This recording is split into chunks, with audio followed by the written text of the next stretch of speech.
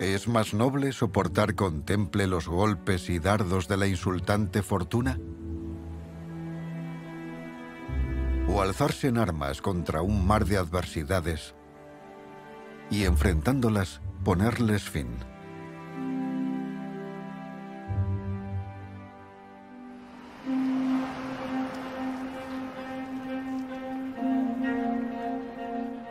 Desde la perspectiva de Japón, China, Estados Unidos y Oriente Próximo, la Segunda Guerra Mundial no es como la han visto los europeos. La visión eurocéntrica de la Segunda Guerra Mundial puede considerarse un error. Una perspectiva menos eurocéntrica considera que el cambio irrevocable se produjo a partir de 1941, cuando con la entrada de Rusia, Estados Unidos y Japón, la Segunda Guerra Mundial se convirtió en una guerra global. Es este cambio, desde la perspectiva esencialmente imperial de los británicos, lo que muchos europeos no han sabido reconocer. La entrada de Japón, Rusia y Estados Unidos en la guerra la transformó de un conflicto que Gran Bretaña no podía ganar ni perder a alcanzar una cota superior de guerra. Para evitar la conquista alemana de Rusia, los rusos perdieron 27 millones de hombres, la mitad por las acciones del propio Stalin. Muchos historiadores consideran que los rusos ganaron la guerra. Actualmente, los rusos no son invitados a ninguna conmemoración de la victoria.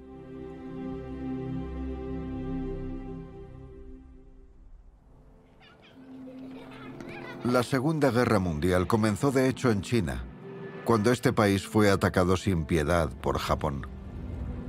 Las perspectivas internacionales, en particular las de Estados Unidos y Gran Bretaña, no entienden la necesidad de que China sea reconocida como uno de los participantes victoriosos y principales en la Segunda Guerra Mundial, ni la magnitud de su contribución.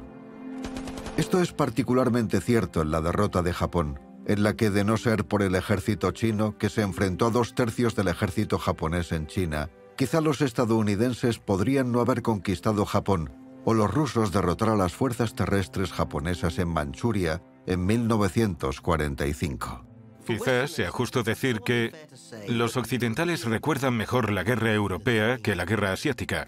La prolongada y, en muchos sentidos, igual de horrible guerra en China tiende a ser subestimada. Es en gran medida una guerra de imperios en la que los británicos se sienten carentes. No pueden abastecer los frentes de batalla en todo el mundo al mismo tiempo sin alianzas adecuadas. Y se da una fragilidad global que permite a los japoneses aprovechar el momento. No son solo el Imperio Británico y Alemania, sino el Imperio Británico, Estados Unidos y la Unión Soviética. Se nos da bien añadir peso a las historias que conocemos, pero no solemos preguntarnos, ¿y las historias que faltan? La guerra llega a la frontera de la India, que pasa de la periferia de la guerra al centro de ella. 2,5 millones de indios se alistaron en el ejército indio por decisión propia, por sus familias, por el futuro de su país. Los estadounidenses pagaron la guerra y los rusos murieron para derrotar a la Wehrmacht.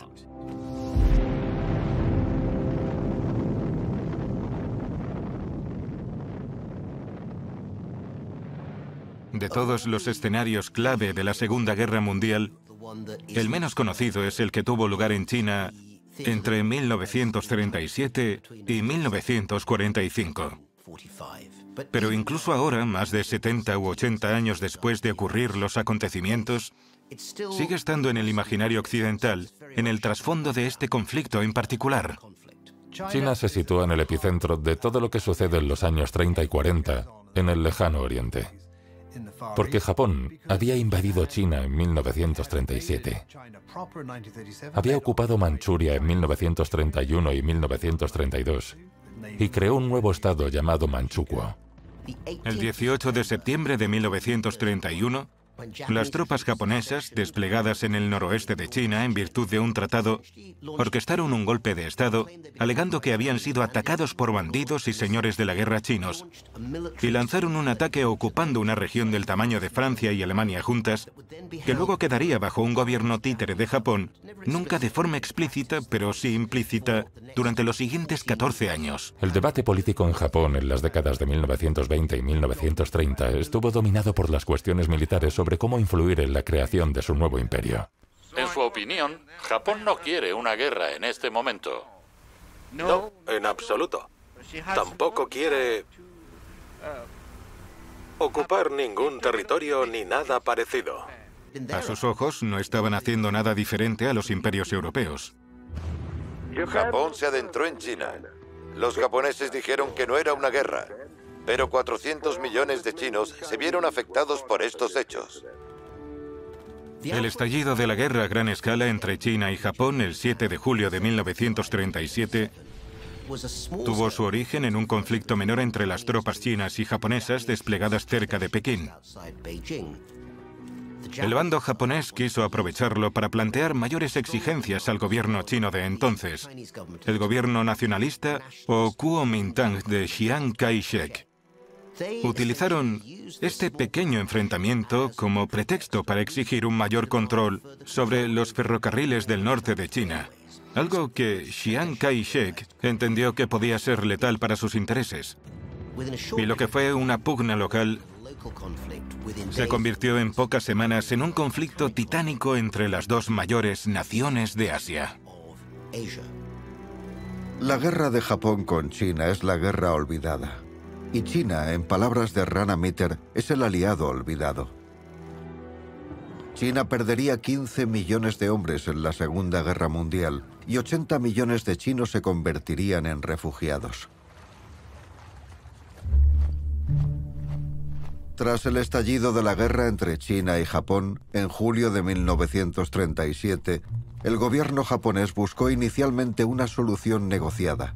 Sin embargo, tras ganar la batalla de Shanghái, los expansionistas de la guerra del ejército japonés se impusieron, y el 1 de diciembre se autorizó una campaña para tomar Nankín.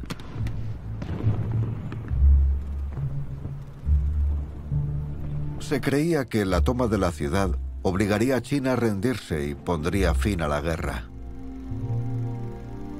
El líder nacionalista chino, Chiang Kai-shek, decide defender Nankín y coloca a Tan Shenji al mando de la guarnición de Nankín.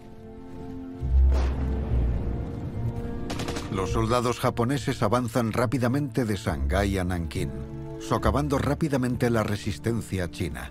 El 9 de diciembre habían alcanzado la última línea de defensa, la línea Fukuo, detrás de la cual se extendía la muralla fortificada de Nankín. El 10 de diciembre, Matsui ordenó un ataque total sobre Nankín.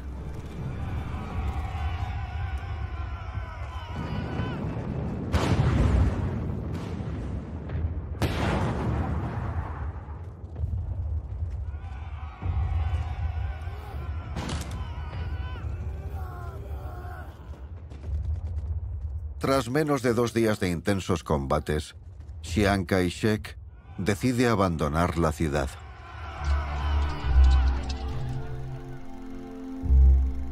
Antes de huir, el general Tan ordenó a sus hombres retirarse de forma ordenada ante el asedio japonés. Pero para entonces, Nankín estaba rodeada. La mayoría de las unidades sucumbieron y los soldados abandonaron sus armas y uniformes en las calles para dispersarse entre la población civil. A continuación, los soldados japoneses masacraron a los prisioneros de guerra chinos, asesinaron civiles y cometieron saqueos y violaciones. Es lo que se conoce como la masacre de Nankín. En contra de las expectativas de Matsui, China no se rindió y la Segunda Guerra Sino-Japonesa continuó durante 8 años más. Ahora sabemos que los japoneses se esforzaron por atraer a Chiang Kai-shek a su lado. Le dijeron que si se rendía mantendría el poder, que lo utilizarían como un gobernante títere pero que continuaría liderando China.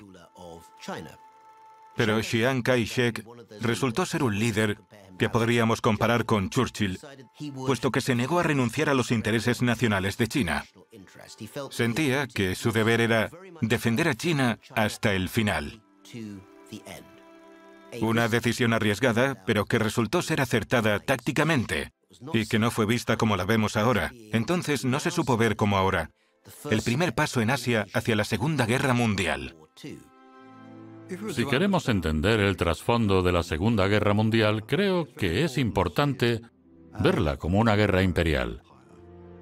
Y no porque el Imperio Británico y el francés declararan la guerra en 1939, sino porque durante la década de 1930, primero Japón, luego Italia y después Alemania, iniciaron expansiones territoriales. Querían ser imperios como el británico o el francés y pensaban que podían lograrlo usando la fuerza.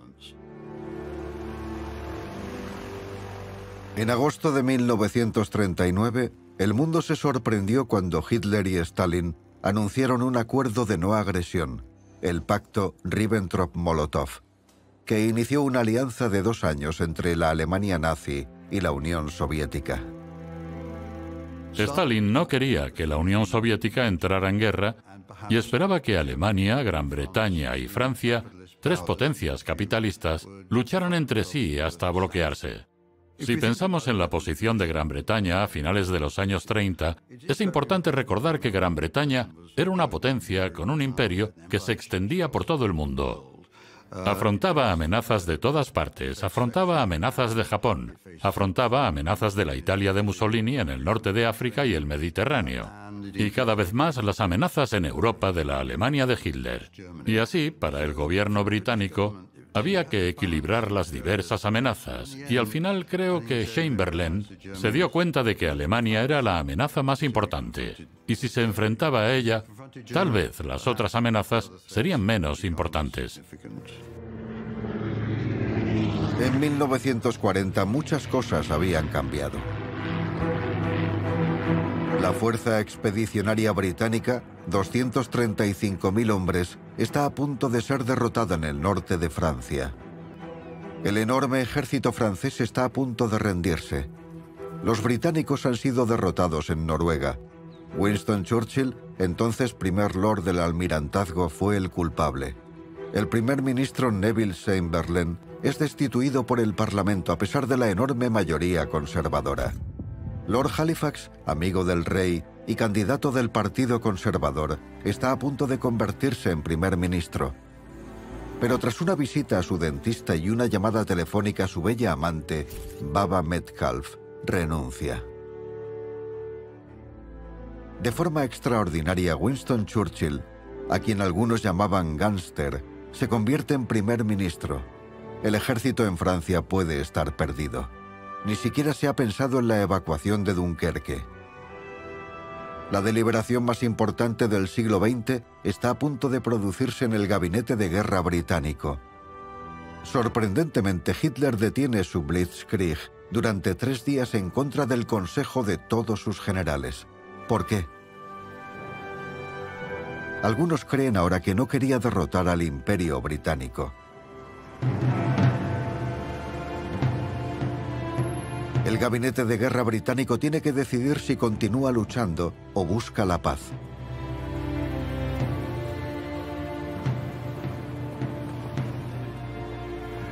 Churchill debe considerar negociar la paz con ese hombre. Si pierde la batalla en el gabinete, puede ser destituido y abandonar el cargo. Ahora, la nación y el gobierno británicos han de decidir si luchan hasta el final para salvar a Gran Bretaña, a Europa y quizás también al resto del mundo de un nazismo bárbaro. ¿Quería Hitler realmente un acuerdo de paz? ¿Era esa la verdadera razón de su decisión, por otra parte incomprensible, de detener a su victorioso ejército?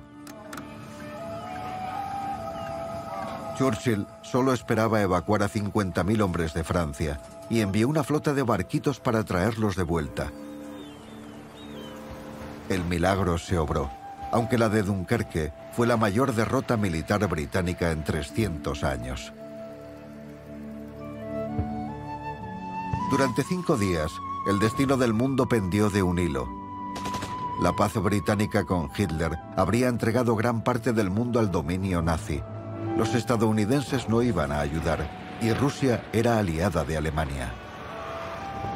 Al final, Gran Bretaña perdería su poder, su imperio y su riqueza. A finales de mayo de 1940, Churchill, por supuesto, quería seguir adelante.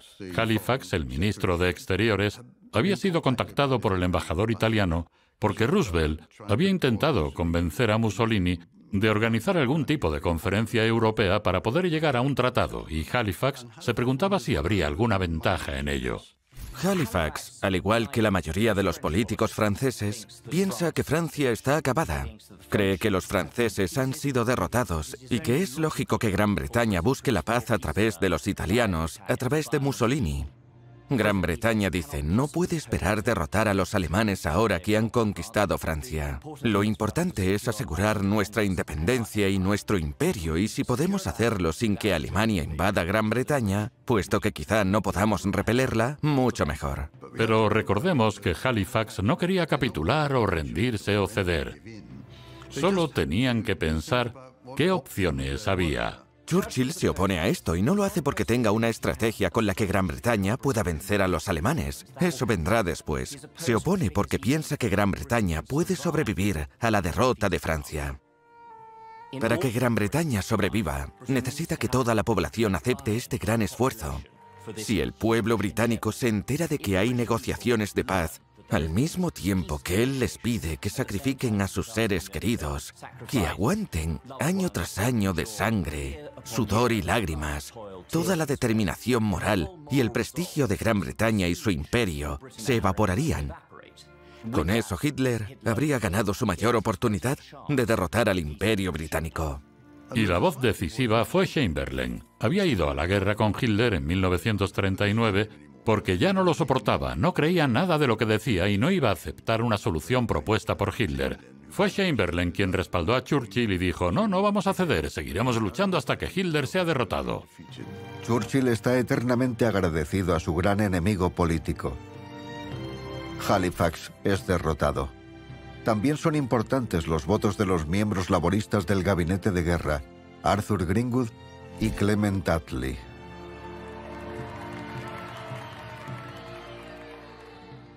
Más de 300.000 soldados aliados que ya se daban por desaparecidos son evacuados a salvo. La evacuación de Dunkerque fue vista de forma diferente por los alemanes en comparación con los británicos. Para los británicos fue un milagro de supervivencia y liberación. Para los alemanes fue un logro. Habían llegado al mar en menos semanas de las que habían tardado sus padres en no lograrlo entre 1914 y 1918. Nadie pensó que el ejército francés, este orgulloso ejército que tenía un historial militar extremadamente distinguido, iba a derrumbarse en solo 6 semanas. Era impensable. La invasión alemana de Francia fue vista como una victoria significativa por Alemania. En poco más de 6 semanas, las fuerzas armadas alemanas invadieron Bélgica, los Países Bajos y Francia, forzando la rendición del gobierno francés.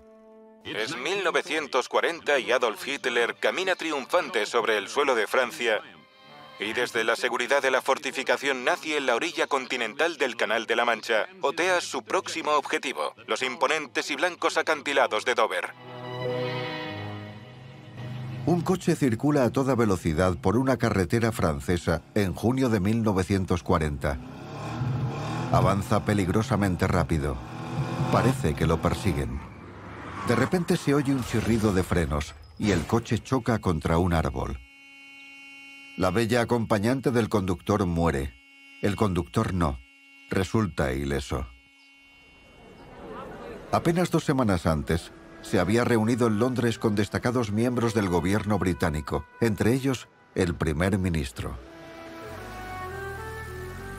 El accidente ocurre justo una semana después de la rendición de los ejércitos franceses, tras la guerra relámpago alemana y la caída y derrota de Francia. El conductor era Paul Renaud. El reciente primer ministro francés que acababa de dimitir por oponerse a la capitulación francesa. Europa ha caído. Hitler sabe que tendrá que doblegarnos en esta isla o perderá la guerra. Si podemos hacerle frente, toda Europa será libre. Pero si fracasamos, entonces el mundo entero, incluido Estados Unidos, y todo lo que hemos conocido y cuidado, se hundirá en el abismo de una nueva era oscura. Preparémonos, pues, para cumplir con nuestro deber. Puesto que si el Imperio Británico y su Commonwealth perduran 1000 años, los hombres aún dirán: esta fue su hora más gloriosa.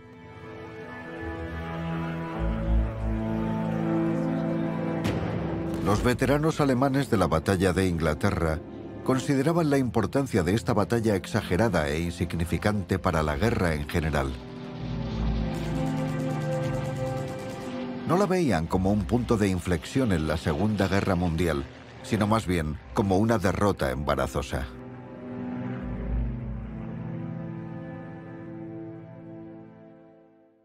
Jerry llega un poco tarde esa noche. Los reflectores están en posición, las armas están listas. El ejército popular de voluntarios está listo. Ellos son los que realmente están luchando en esta guerra. Los bomberos, los vigilantes antiaéreos, los conductores de ambulancias. Entonces se oye el ruido de las sirenas.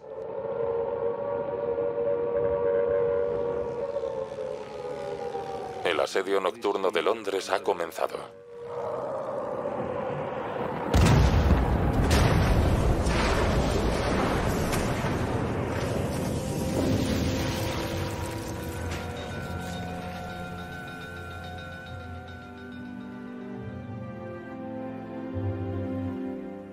No hay pánico, ni miedo, ni desesperación en la ciudad de Londres. Solo hay determinación, confianza y valentía entre los habitantes de la isla de Churchill.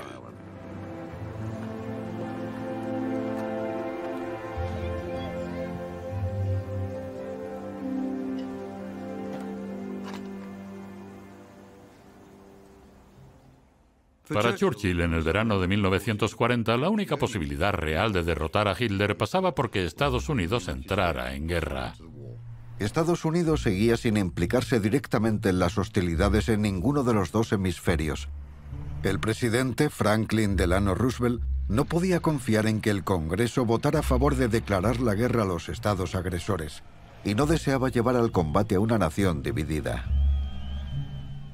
Esta nación seguirá siendo neutral. Pero no puedo pedir que cada estadounidense permanezca neutral de pensamiento. A finales de 1940, Gran Bretaña no podía pagar las armas estadounidenses que había pedido. Podía perder la guerra si caía en bancarrota. Pero gracias a que Roosevelt firmó la ley de préstamo y arriendo, Gran Bretaña no fue derrotada. En lugar de un préstamo y arriendo, fue un regalo. Él estuvo de acuerdo con la ley de préstamo y arriendo, con la que proporcionaría a Gran Bretaña ayuda militar y recursos.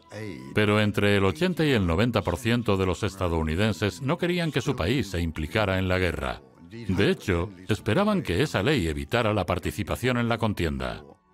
Y Roosevelt era muy consciente de que su posición política dependía de escuchar al electorado.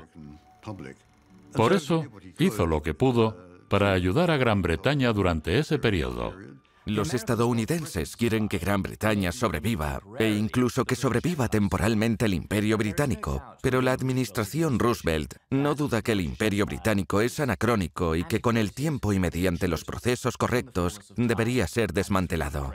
No creían que Estados Unidos fuera un imperio, a pesar de la casi erradicación de la población nativa americana y de varias posesiones coloniales en el Caribe y, más notablemente, en Filipinas.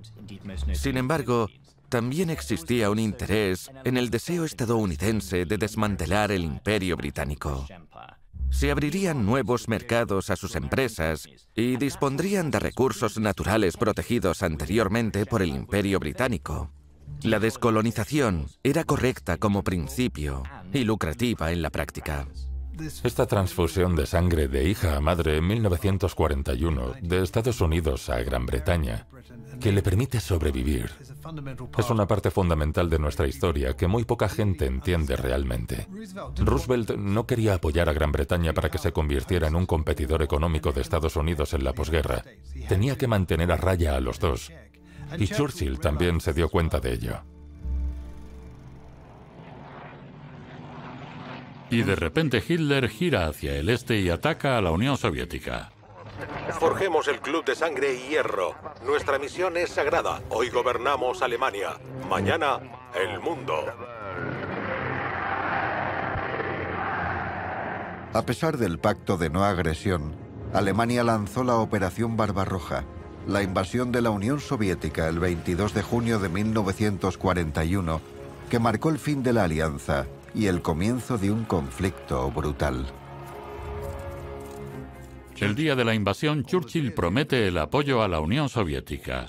Pese a que detesta el comunismo, sabe que podría convertirse en su tabla de salvación. Si Rusia sobrevive, tal vez el Imperio Británico y Rusia podrían constituir una fuerza capaz de derrotar a Hitler. Y esto transforma la guerra. La alianza con Japón fue vista por Alemania como una asociación estratégica basada en ideologías autoritarias y militaristas compartidas.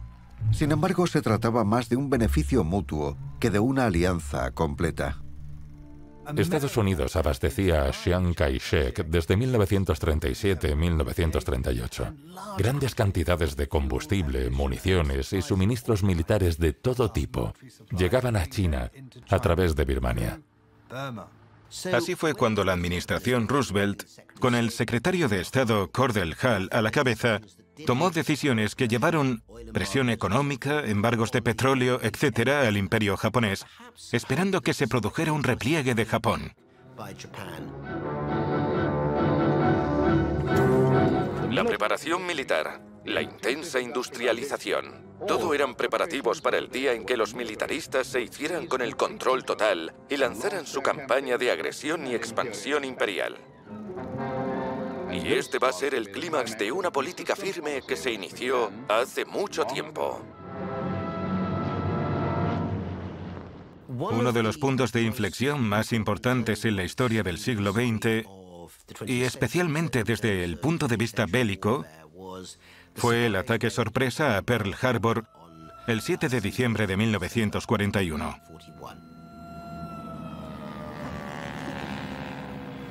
Desde entonces, y durante décadas, las razones de esa iniciativa han sido exploradas y debatidas. Esencialmente ahora sabemos que los líderes japoneses habían decidido con antelación no que se llevaría a cabo en todo caso, sino que si fracasaba otra negociación con los estadounidenses, podrían atacar con rapidez. Y conocían los riesgos. Un líder de la época dijo que esta acción tan audaz, sería como saltar desde lo alto del templo Kiyomizu de Kioto.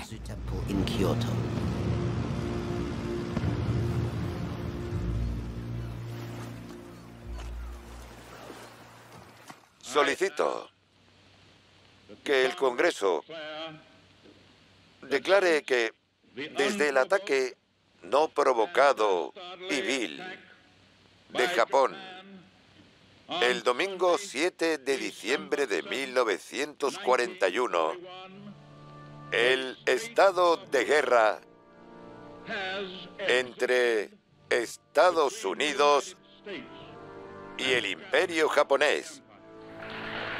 Sorprendentemente, Hitler declaró entonces la guerra a Estados Unidos. Sin estos dos acontecimientos, es posible que Estados Unidos no hubiera entrado directamente en la guerra. En este momento, El mundo se ve sorprendido por la mayor oleada de conquistas de la historia cuando los japoneses campan a sus anchas desde finales de 1941 hasta el verano del 42. Las colonias británicas, francesas, neerlandesas y estadounidenses son conquistadas una tras otra y con aparente facilidad, sobre todo después de la destrucción del poder marítimo aliado por la derrota en Pearl Harbor y los hundimientos de los principales buques británicos enviados a salvar la situación en el Golfo de Siam en diciembre de 1941. Esto lleva a una situación que era impensable. Una vez que Japón declara la guerra con el ataque a Pearl Harbor, la guerra del Lejano Oriente se amplió de una guerra entre Japón y China a otra en la que los japoneses deseaban extender su imperio por todo el sureste asiático. Esto puso en peligro a gran parte del imperio británico, a las Filipinas estadounidenses, a las Indias Orientales neerlandesas y a la costa oeste de Estados Unidos. Fue una operación tipo guerra relámpago que los japoneses habían aprendido de los alemanes. Les resultó mucho más fácil en Birmania y Malasia, porque las tropas aliadas indias y australianas no estaban preparadas para luchar. Se carecía de efectivos, de equipamiento. Nadie esperaba luchar contra los japoneses en la jungla. La posición de Gran Bretaña cambió aún más y totalmente con la caída de Singapur en 1942.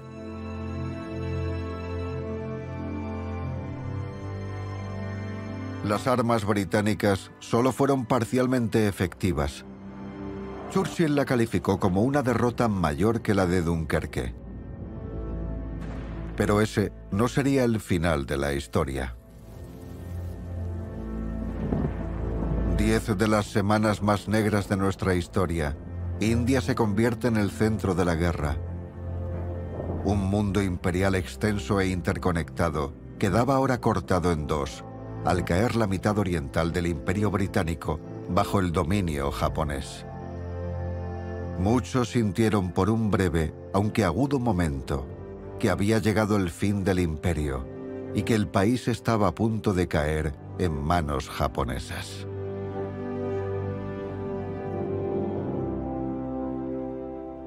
La guerra llega a la frontera de la India en 1942 de una manera dramática, debido a la entrada de los japoneses en la guerra. Barrieron el sudeste asiático, ocuparon Singapur, se abrieron camino hasta Birmania e incluso bombardearon Calcuta y Ceilán, actuales Sri Lanka. 4 días después de la caída de Singapur, 242 aviones japoneses atacan Darwin, amenazando así a Australia.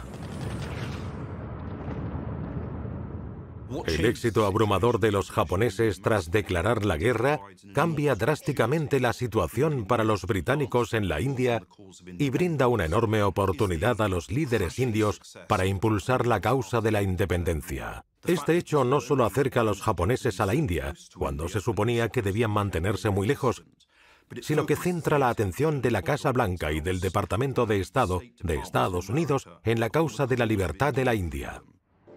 Una nueva fuerza expedicionaria llega a la India, lo que apunta a una nueva campaña en Birmania. Más de 2 millones de yanquis están ahora en el extranjero y se prevé que a finales del próximo año sean 4.750.000. Los estadounidenses llegan a la India con sus propias normas y regulaciones militares, que son totalmente discriminatorias.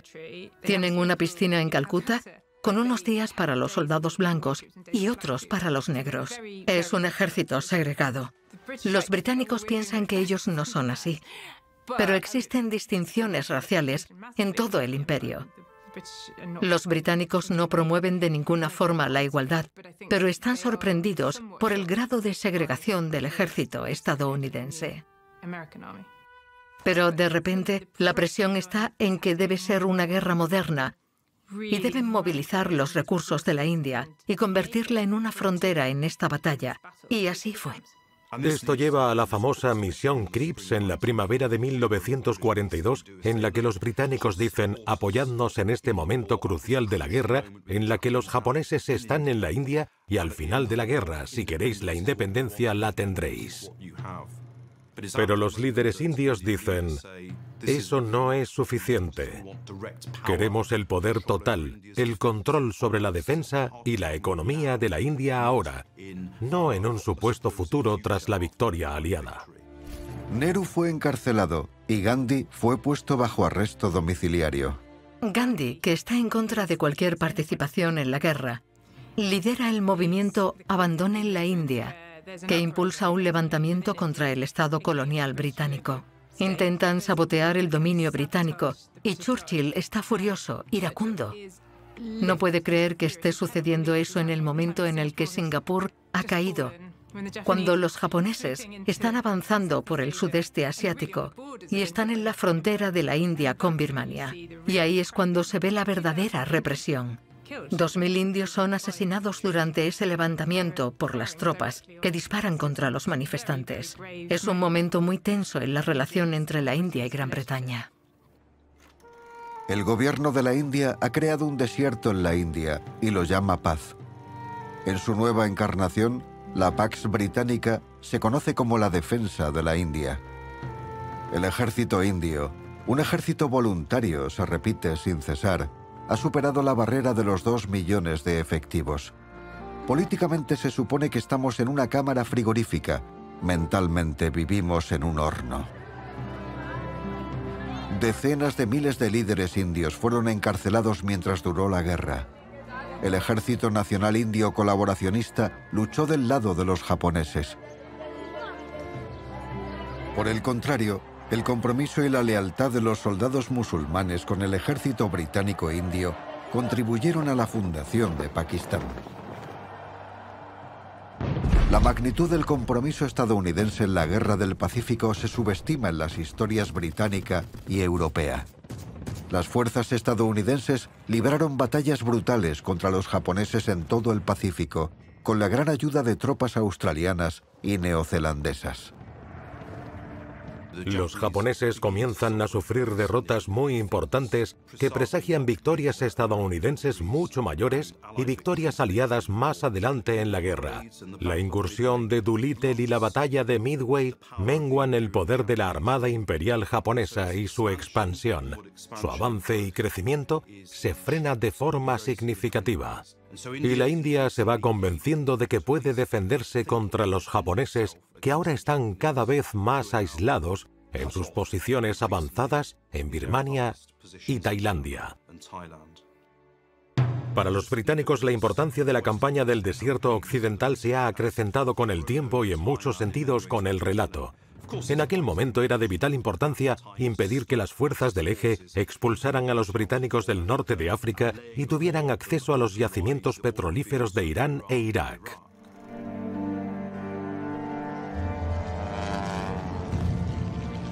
La guerra con Rusia fue vista como un movimiento estratégico para expandir el Reich alemán.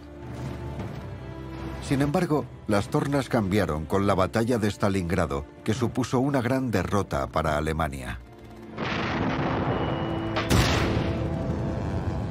Los combates en el frente oriental fueron los más salvajes que el mundo había presenciado, incluso desde las batallas de la Guerra de los 30 años en el siglo XVII. La dimensión de la matanza era inimaginable. Las cifras de 27 millones de muertos para los rusos y 5 millones para los alemanes solo pueden explicarse por la magnitud de la horrible masacre.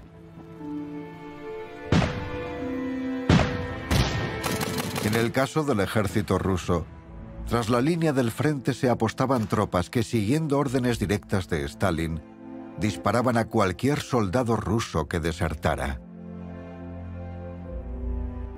Stalin y sus generales estaban preparados para cualquier cantidad de bajas con el fin de evitar que Rusia fuera derrotada por el ataque alemán. Cuando finalmente el curso de la batalla se volvió contra el avance alemán, la propia Wehrmacht sintió la brutalidad sin límites que ella misma había infligido a los rusos.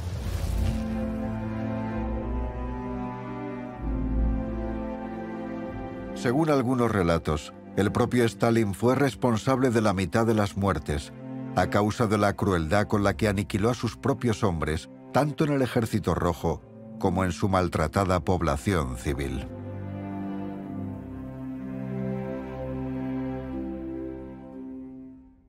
El objetivo de la Operación Barbarroja es acabar con el Ejército Rojo en una campaña. Cuando Hitler fracasa, tiene que adaptar su estrategia a una guerra de desgaste contra la Unión Soviética, una guerra que los alemanes nunca podrán ganar. La Unión Soviética es inmensa, cuenta con una cantidad casi inagotable de efectivos y gracias a Estados Unidos, a la ley de préstamo y arriendo y a sus propios recursos naturales, con un suministro ilimitado de material. El deseo de Stalin era expulsar a los alemanes de la Unión Soviética y posteriormente avanzar hacia Alemania, porque la única manera de impedir que los alemanes hicieran lo que ya hicieron 2 veces, en 1914 y de nuevo en 1941, era destruir el poder militar alemán, algo que según Stalin solo se conseguiría si se iba a la fuente, y lo hacían implacablemente. En la India no solo estaba la amenaza de la invasión por Japón, sino que la terrible hambruna de Bengala en 1943 provocó la pérdida de 3 millones de vidas debido como mínimo a la incompetencia y, en el peor de los casos, a una cruel política racista hacia la India. La negativa de Churchill a conceder a la India el estatus de dominio provocó un desencuentro parcial pero significativo con el presidente estadounidense Roosevelt. Lo que podemos decir es que el esfuerzo bélico del ejército indio es una de las hazañas marciales más asombrosas de todo el conflicto. A pesar de las continuas diferencias entre británicos y estadounidenses, los británicos contraatacaron. El general Stilwell y otros generales estadounidenses pensaban que Gran Bretaña solo luchaba para salvar su imperio, e incluso calificaron a los británicos de cobardes, pero este no era el caso. El 14º Ejército se constituyó bajo el mando del teniente general William Slim e incluía tropas indias, gurkhas, británicas y de la Commonwealth. El objetivo principal era recuperar Birmania de manos de los japoneses. Luchando en condiciones indescriptiblemente terribles y atroces, se recuperó Birmania y se cambió el rumbo en la India. Escucha esto. Birmania. Su nombre ya encierra romanticismo y evoca la imagen de las blancas pagodas junto al Irrawaddy, que domina la serena campiña. Una tierra de gente alegre y risueña, amantes de las flores y de los colores llamativos, y de mujeres delicadas y templadas que suben los escalones de las pagodas mientras la luz del sol de la mañana atraviesa sus sombrillas de papel e incide en sus alegres y preciosas sedas.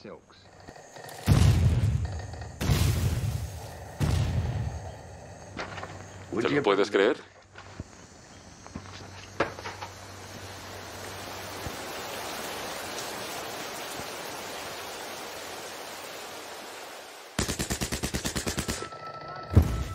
La batalla de Imphal se libró de marzo a julio de 1944 en los alrededores de Imphal, la capital del estado de Manipur, en el noreste de la India.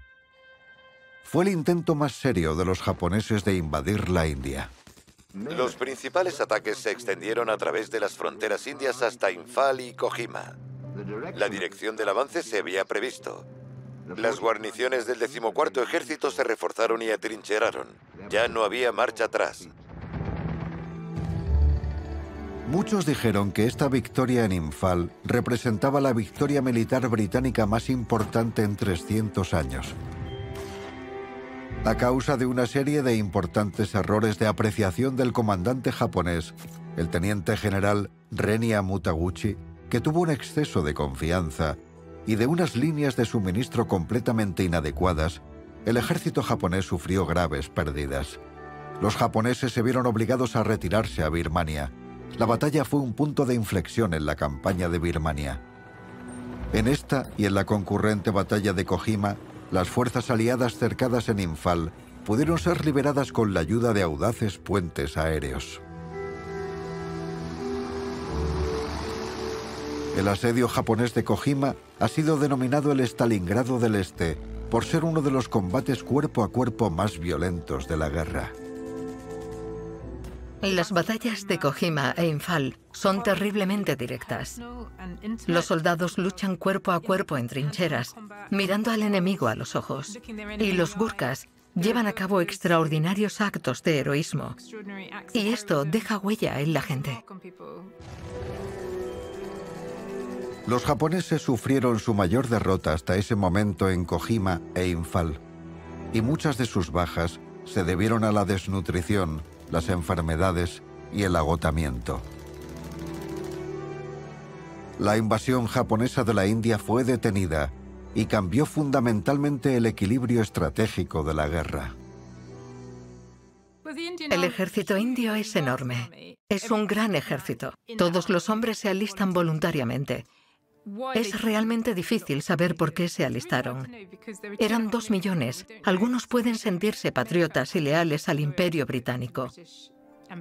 Provenían de familias que habían servido en el ejército indio durante generaciones, en lugares como el Punjab, y sus padres y abuelos participaron en la Primera Guerra Mundial y continuaron esa tradición. Pero también hubo quienes lo hicieron atraídos por las 3 comidas diarias y el uniforme. Es un momento económico muy duro en la India. Estaban en todas partes del mundo y no eran solo soldados de primera línea y que obtuvieron la Cruz Victoria, sino grupos de personas que apoyaban a esos ejércitos. No combatían.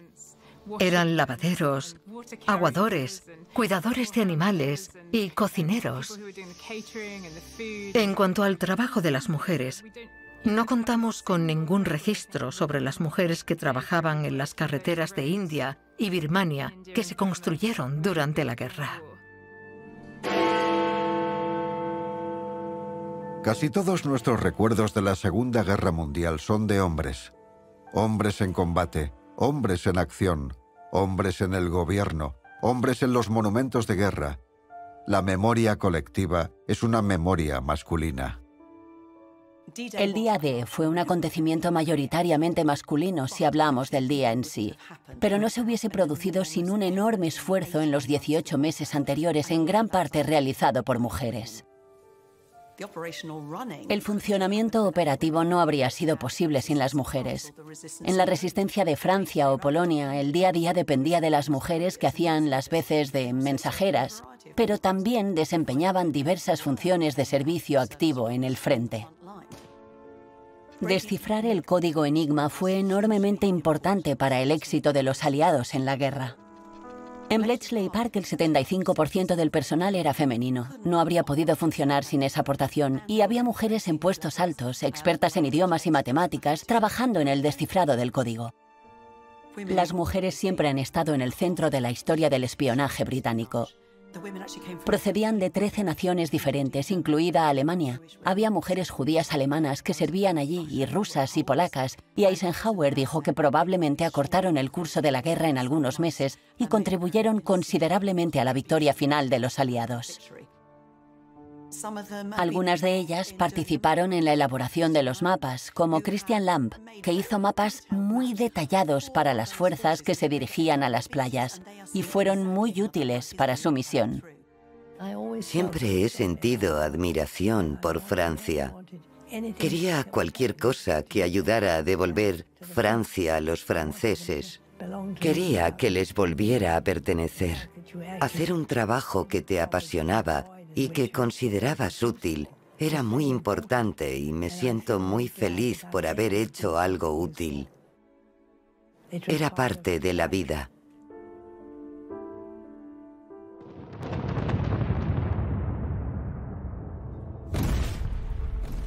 En abril de 1945, la Unión Soviética lanzó una gran y brutal ofensiva sobre Berlín. Tras una feroz y terrible batalla, la ciudad cayó en manos de los soviéticos el 2 de mayo de 1945. Esto marcó el final de la Segunda Guerra Mundial en Europa y el colapso de la Alemania nazi. Hitler no le ahorró el castigo a gran parte de la población alemana por el Ejército Rojo, que cometió la mayor violación masiva de la historia. Hitler nunca ofreció un acuerdo de paz.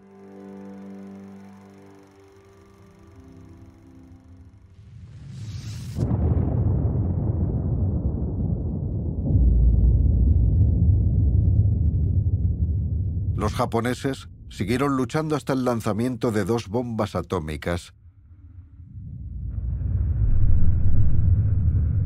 y la derrota de las fuerzas terrestres japonesas en China por los rusos.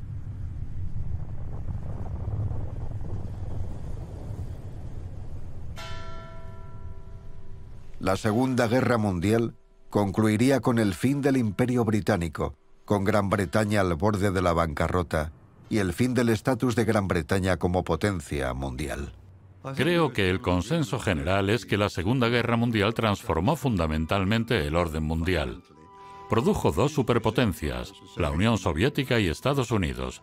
Significó el desmantelamiento de los imperios coloniales y configuró la forma en que el mundo se ha desarrollado en los últimos 80 años.